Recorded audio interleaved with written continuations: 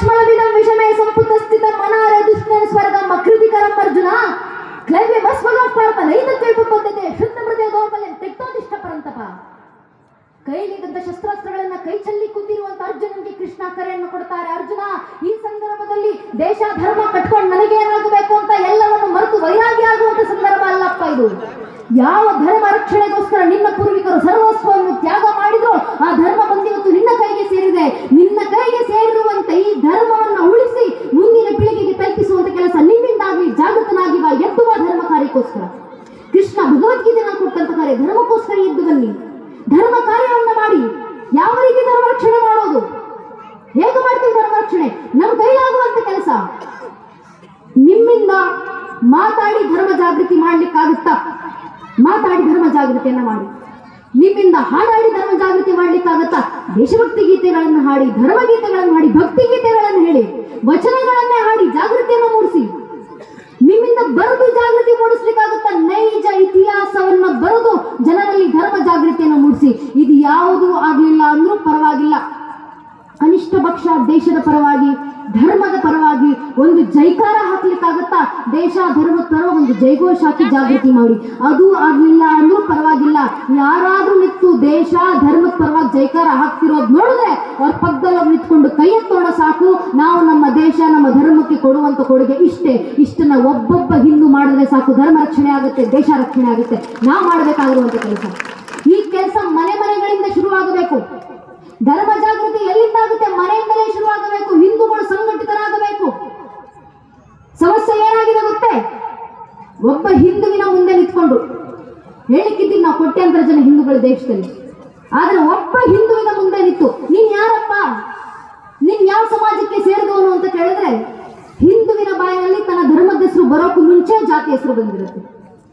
ಒಬ್ಬ ಹಿಂದೂ ಆಗೋಕ್ ಮುಂಚೆ ಒಬ್ಬ ಹಿಂದೂ ಬ್ರಾಹ್ಮಣ ಆಗ್ತಾರೆ, ಒಬ್ಬ ಹಿಂದೂ ಲಿಂಗಾಯತರಾಗ್ತಾರೆ, ಒಬ್ಬ ಹಿಂದೂ ಕುರುಬರಾಗ್ತಾರೆ, ಒಬ್ಬ ಹಿಂದೂ ಗೌಡ್ರಾಗ್ತಾರೆ, ಒಬ್ಬ ಹಿಂದೂ ಒಕ್ಕಲಿಗ, ಒಬ್ಬ ಹಿಂದೂ ಬಲ್ಜಿಗ, ಒಬ್ಬ ಹಿಂದೂ ನಾಯಕ್, ಒಬ್ಬ ಹಿಂದೂ ಶೆಟ್ಟಿ, ಒಬ್ಬ ಹಿಂದೂ ಪೂಜಾರ್, ಒಬ್ಬ ಹಿಂದೂ SC, ಒಬ್ಬ ಹಿಂದೂ ST, ಒಬ್ಬ ಹಿಂದೂ ಮಾರವಾಡಿ, ಒಬ್ಬ ಹಿಂದೂ ಮರಾಠಿ.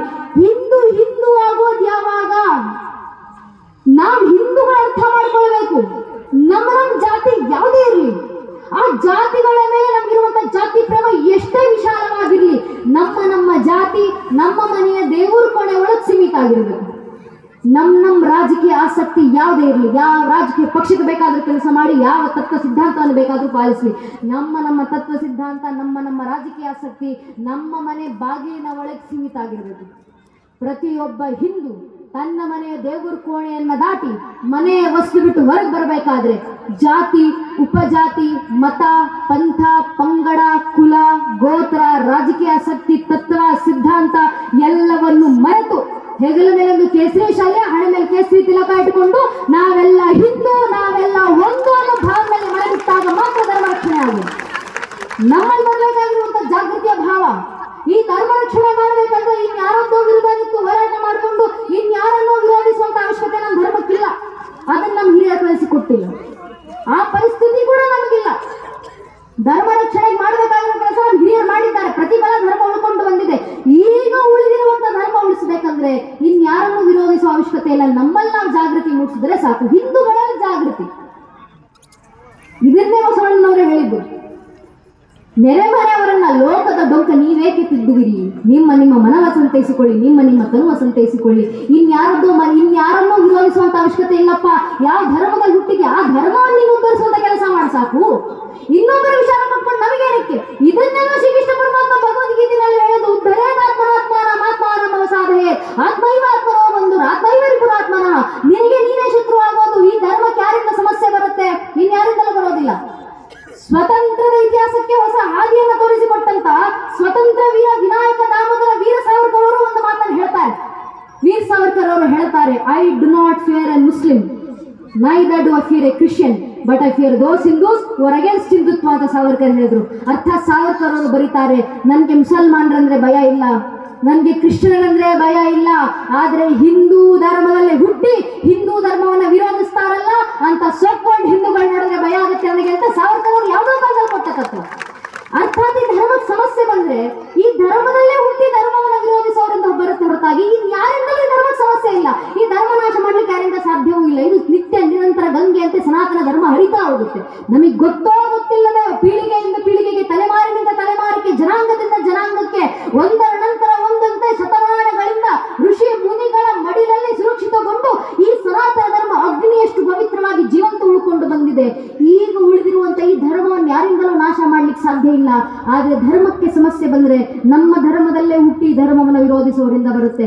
ಆದ್ರಿಂದ ಧರ್ಮ ರಕ್ಷಣೆ ಮಾಡಬೇಕಂದ್ರೆ ಮೊದಲನೇ ಮಾರ್ಗ ಹಿಂದೂಗಳನ್ನು ಜಾಗೃತಗೊಳಿಸಿ, ಹಿಂದೂಗಳನ್ನ ಹಿಂದುವನ್ನಾಗಿಸಿ.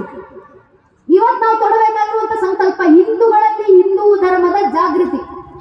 ಜಾಗೃತಿ ಎಷ್ಟರ ಮಟ್ಟಿಗೆ ಬರಬೇಕು? ಸಂಘಟಿತ ಭಾವ. ಸಂಘಟಿತ ಭಾವ ಏನಕ್ಕೆ ಬೇಕಂದ್ರೆ ಕಾರಣ ಇಷ್ಟೇ. ಸ್ವತಃ ಶ್ರೀಕೃಷ್ಣ ಪರಮಾತ್ಮ ಭಗವದ್ಗೀತೆ 4ನೇ ಅಧ್ಯಾಯದ 7ನೇ ಶ್ಲೋಕದಲ್ಲಿ ಕರೆಯನ್ನ ಕೊಟ್ಟರು. ಯದಾ ಯದಾ ಈ ಧರ್ಮಸ್ಯ ಗ್ಲಾನಿರ್ಭವತಿ ಭಾರತ ಅಭ್ಯುತ್ಥಾನಂ ಧರ್ಮಸ್ಯ ತದಾತ್ಮಾನಂ ಸೃಜಾಮ್ಯಹಂ ಪರಿತ್ರಾಣಾಯ ಸಾಧುನ ವಿನಾಶಾಯ ದುಷ್ಕೃತಾ ಧರ್ಮ ಸಂಸ್ಥಾಪನಾರ್ಥಾಯ ಸಂಭವಾಮಿ ಯುಗೆ ಯುಗೆ. ಯಾವಾಗೆಲ್ಲ ದೇಶ ಮತ್ತು ಧರ್ಮ ನಾಶದ ಅಂಚಿಗೆ ಮುಗ್ಗಲ್ಪುತ್ತೋ ಆಗೆಲ್ಲ ದೇಶ ಮತ್ತು ಧರ್ಮ ರಕ್ಷಣೆಗೋಸ್ಕರ ನಾನು ಮತ್ತೆ ಮತ್ತೆ ಅವತರಿಸಿ ಬರ್ತೀನಿ ಅಂತ ಶ್ರೀಕೃಷ್ಣ ಪರಮಾತ್ಮ ಕರೆಯನ್ನು ಕೊಟ್ಟರು. ಆ ಕರೆಯ ಮುಂದೆ ಸಾಲಿನಲ್ಲಿ ಕೃಷ್ಣ ಹೇಳ್ತಾರೆ, ಯುಗ ಯುಗಕ್ಕೂ ಧರ್ಮ ರಕ್ಷಣೆಗೆ ನಾನು ಅವತರಿಸ್ತೀನಿ. ಕಲಿಯುಗದಲ್ಲಿ ಯಾವ ಅವತಾರ? ಕಲಿಯುಗದ ಅಂತ್ಯದಲ್ಲಿ ಕಲಿಕೆ ಅವತಾರ. ಆದ್ರೆ ಕಲಿಯುಗ ನಡೀತಾ ಇರಬೇಕಾದ್ರೆ ಕಲಿಯುಗದಲ್ಲಿ ಧರ್ಮ ದೇಶ ರಕ್ಷಣೆಗಿರೋದು ಒಂದೇ ಒಂದು ಅವತಾರ, ಅದು ಸಂಘ ಶಕ್ತಿ ಕಲಿಯುಗ ಅನ್ನೋ ಮಾತನ್ನು ಶ್ರೀಕೃಷ್ಣ ಪರಮಾತ್ಮ ಉಪದೇಶವಾಗಿ ನಮಗೆ ಕರೆ ಕೊಟ್ಟರು. ಸಂಘಟಿತ ಬಲ, ಹಿಂದೂಗಳು ಸಂಘಟಿತರಾಗಿ ಬಂದಾಗ ಮಾತ್ರ ಧರ್ಮ ರಕ್ಷಣೆ. ಅದಕ್ಕೆ ಬಸವಣ್ಣನವರು ಅಷ್ಟೆಲ್ಲ ಕೆಲಸಗಳನ್ನು ಮಾಡಿದ್ರು ಸಂಘಟಿಸಲಿಕ್ಕೋಸ್ಕರ. ಜಾತಿ ಉಪಜಾತಿ ಮತ ಪಂಥಗಳನ್ನು ಮೀರಿದಂತ ಸಂಘಟಿತ ಭಾವದಲ್ಲಿ ಬಂದ್ರಪ್ಪ ಅಂತ ಬಸವಣ್ಣನವರು ಕೇಳಿಕೊಂಡ್ರು. ಅವರ ಕೆಲಸಗಳೆಲ್ಲ ಅದೊಂದು ಮುಖ್ಯ ಕಾರ್ಯ, ಸಂಘಟಿಸುವಂತ ಕೆಲಸ. ಇಡೀ ಕಲ್ಯಾಣ ಕ್ರಾಂತಿ ನಿಂತಿದ್ದೇ ಸಂಘಟಿತ ಬಲದ ಆಧಾರದ ಮೇಲೆ. ಆ ಸಂಘಟಿತ ಬಲ ನಮ್ಮಲ್ಲಿ ಬಂದು ಧರ್ಮ ಕಾರ್ಯಕ್ಕೋಸ್ಕರ ನಾವು ಜಾಗೃತರಾಗೋಣ. ನಮ್ಮ ಪರಂಪರೆಯನ್ನು ಉಳಿಸಿಕೊಳ್ಳಿಕ್ಕೋಸ್ಕರ ನಮ್ಮ ಮನೆಯಲ್ಲಿರುವಂತ ಮನೆಯವರನ್ನ ಜಾಗೃತಿಗೊಳಿಸಿ. ಮನೆಯನ್ನ ಜಾಗೃತಿಗೊಳಿಸೋದಂದ್ರೆ ಏನು? ಜಗತ್ತು, ದೇಶ, ರಾಜ್ಯ, ಊರು ಜಾಗೃತವಾಗಬೇಕಂದ್ರೆ ಮನೆ ಮನೆ ಜಾಗೃತಿ ಆಗಬೇಕು. ಮನೆ ಮನೆ ಜಾಗೃತಿ ಆಗಬೇಕಂದ್ರೆ ಮನೆಯನ್ನ ಜಾಗೃತಿಗೊಳಿಸುವಂತ ಕೆಲಸ ತಾಯಿಂದ್ರು ಬಿಟ್ರೆ ಇನ್ಯಾರಿಂದಲೂ ಅದು ಆಗ್ಲಿಕ್ಕೆ ಸಾಧ್ಯವೇ ಇಲ್ಲ. ಒಬ್ಬ ಹೆಣ್ಣು ಮಗಳು ಮನಸ್ಸು ಮಾಡಿದ್ರೆ ಜಗತ್ತಿನ ಇತಿಹಾಸದಲ್ಲಿ ಏನನ್ನ ಬದಲಾವಣೆ ತರಬಹುದು ಅಂತ ನಾವು ಈಗಾಗಲೇ ನೋಡಿದ್ದೀವಿ. ಒಬ್ಬ ಹೆಣ್ಣು ಮಗಳು ಮನಸ್ಸು ಮಾಡಿ ಬಂದ್ರು ಅಕ್ಕ ಮಹಾದೇವಿ. ಅಕ್ಕ ಮಹಾದೇವಿ ರಾಜ ಮನೆತನವನ್ನೇ ತೊರೆದು ದೈಹಿಕವಾದಂತ ಎಲ್ಲ ಆಸಕ್ತಿಗಳನ್ನು ಮೀರಿಗಿತ್ತು ಬಸವಣ್ಣವರಿದ್ದಂತ ಅಲ್ಲಮ್ಮ ಪ್ರಭುಗಳು ಶೂನ್ಯ ಪೀಠದಲ್ಲಿ ಕೂತಿದ್ದಂತ ಅನುಭವ ಮಂಟಪದಲ್ಲಿ ಬಂದು ನಿಂತರು. ಅಕ್ಕ ಮಹಾದೇವಿಯವರು ಬಂದು ನಿಂತ ಕೂಡಲೇ ಅಲ್ಲಮ್ಮ ಪ್ರಭುಗಳು ಅಕ್ಕನಿಗೆ ಮಾಡಿದಂತ ಮೊದಲನೇ ಪ್ರಶ್ನೆ, ನಿನ್ನ ಗಂಡನ ಹೆಸರೇನು ತಾಯಿ? ಅಲ್ಲಮ್ಮ ಪ್ರಭುಗಳಿಗೆ ಎಲ್ಲವೂ ಗೊತ್ತಿದೆ ಸತ್ಯ, ಉಳಿದಂತ ಶರಣರಿಗೆ ಗೊತ್ತಾಗಲಿ ಎಂಬ ಕಾರಣಕ್ಕೆ ಮಾಡಿದ ಪ್ರಶ್ನೆ, ನಿನ್ನ ಗಂಡನ ಹೆಸರೇನಮ್ಮ? ಅಕ್ಕ ಮಹಾದೇವಿ ಏನು ಉತ್ತರ ಕೊಡಬೇಕು ಸ್ವಾಮಿ? 30 ವರ್ಷ ಹರಿಯದ ಯುವತಿ ಅಕ್ಕ ಮಹಾದೇವಿ ಭಕ್ತ ಪರಾಕಾಷ್ಠನಲ್ಲಿ ಎಷ್ಟರ ಮಟ್ಟಿಗೆ ಮುಟ್ಟಿದ್ರು ಅಂತ ನಿಂತು ಘಂಟಾಘೋಷವಾಗಿ 100 ಜನ ಶರಣರ ಮುಂದೆ ವ್ಯಾಸಪೀಠದಲ್ಲಿ ಆ ಶೂನ್ಯ ಪೀಠದಲ್ಲಿ ಕೂತಿದಂತ ಅಲ್ಲಮ್ಮ ಪ್ರಭುಗಳ ಮುಂದೆ ಘಂಟಾಘೋಷವಾಗಿ ಸಾರ್ತಾರೆ, ಇಹಕ್ಕೊಬ್ಬ ಗಂಡ ಪರಕ್ಕೊಬ್ಬ ಗಂಡನೇ, ನನಗೆ ಚನ್ನ ಮಲ್ಲಿಕಾರ್ಜುನ ಒಬ್ಬನೇ ಗಂಡನಯ್ಯ ಅಂತ. ಅಂತ ಅಕ್ಕ ಮಹಾದೇವಿ ತತ್ವವನ್ನ ಪಾಲಿಸಿದಂತ ಅಂತ ಹೆಣ್ಣು ಮಕ್ಕಳನ್ನು ಬೆಳೆಸಿದಂತ ಪರಂಪರೆ ನಮ್ಮದು. ಒಬ್ಬ ಹೆಣ್ಣು ಮಗಳು ಮನಸ್ಸು ಮಾಡಿ ಎಂತೆಂತ ಬದಲಾವಣೆಯನ್ನು ತಂದ್ರು. ಅಷ್ಟು ಮಾತ್ರನಾ? ಆಧ್ಯಾತ್ಮಿಕ ಪರಂಪರೆಯಲ್ಲಿ ಬಿಡಿ, ಕ್ಷತ್ರಿಯ ಪರಂಪರೆಯಲ್ಲೂ ಕೂಡ ಏನಕ್ಕೆ ಹೆಮ್ಮೆ ಪಡಬೇಕು ಗೊತ್ತೇ? ಈ ಪರಂಪರೆಯಲ್ಲಿ ಒಬ್ಬ ಹೆಣ್ಣು ಮಗಳು ಹುಟ್ಟಿ ಬಂದರು. ಕಚ್ಚೆ ಸೀರೆಯನ್ನು ತೊಟ್ಟು ಕೈಲಿ ಬಿಚ್ಚು ಗತ್ತಿಯನ್ನು ಹಿಡಿದು ಠ್ಯಾಕರೆ ಕತ್ತನ್ನ ಕತ್ತರಿಸಿ ತನ್ನ ಅಗಸಿ ಬಾಗ್ಲಿ ತನ್ನೇ ತಾಕಿ ತಾಕತ್ತಿನ ವಿರುದ್ಧ ಯುದ್ಧಕ್ಕೆ ಬನ್ನಿ ಅಂತ ಬ್ರಿಟಿಷರು ಗರ್ಜಿಸಿದಂತ ಹಿಂದೂ ಸಿಂಹಿಣಿಯಾಗಿದ್ದಂತ ಕಿತ್ತೂರಿನ ರಾಣಿ ಚೆನ್ನಮ್ಮ ಅಂತ ತಾಯಿ ಬೆಳೆಯುವಂತ ಪರಂಪರೆ ಇದು. ಅಂತ ಹೆಣ್ಣು ಮಕ್ಕಳು ತಯಾರಿಸಿದಂತ ಪರಂಪರೆ ನಮ್ಮದು.